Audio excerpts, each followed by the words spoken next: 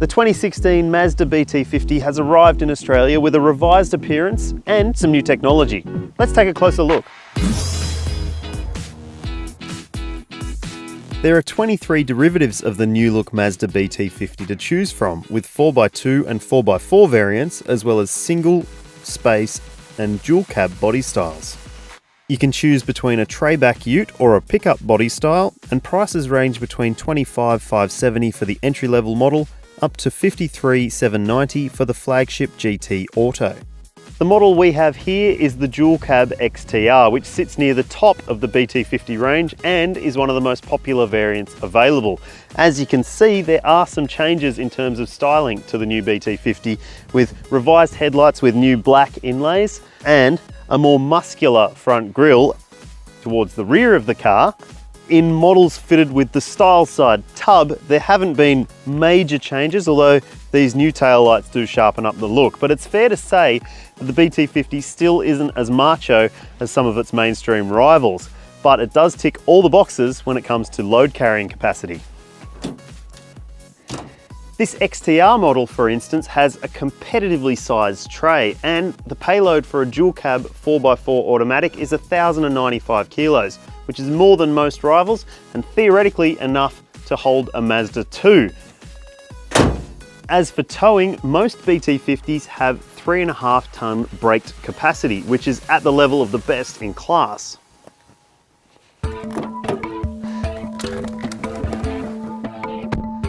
Inside, there have been minimal changes, but there is, in the top two specs, a new touchscreen media system. It's a 7.8-inch colour unit, and it includes a simple but effective satellite navigation system and Bluetooth phone and audio streaming.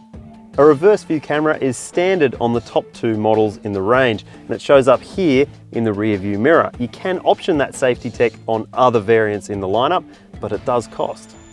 Other areas of the cabin haven't seen much change. There's still the same climate control knobs, instrument cluster and steering wheel, but it's still a smart space, and in dual cab form, it's one of the most spacious on the market.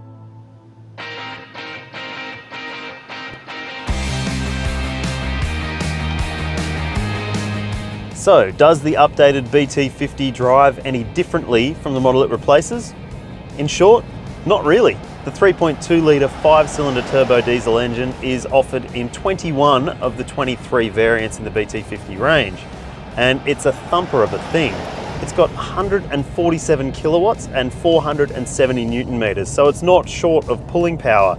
This is an effortless drivetrain. The 6-speed automatic shifts through cogs intuitively, though it should be noted that some rivals have more torque from smaller capacity 4-cylinder engines. Mazda claims that it's tuned the steering and suspension to feel like an SUV, and in most characteristics it does. It steers well through corners, and that steering is very accurate, although it is a little bit heavy at lower speeds, and it suffers from that work truck turning circle. The pre-facelift BT50 suffered from quite a jittery ride, especially when the tray was empty, and that's a trait that's carried over to the updated model. The back end can skip out over sharp bumps, and it never really feels as settled as some of its rivals. So, this is a dual cab. I better check out what the back seat's like. So Mazda's promising a top-notch experience in the back seat, and I've got to say, it is really good back here. I've got good knee room, good toe room, and good headroom, and if there were 3 of me across the back, I'm sure we'd all be relatively comfortable.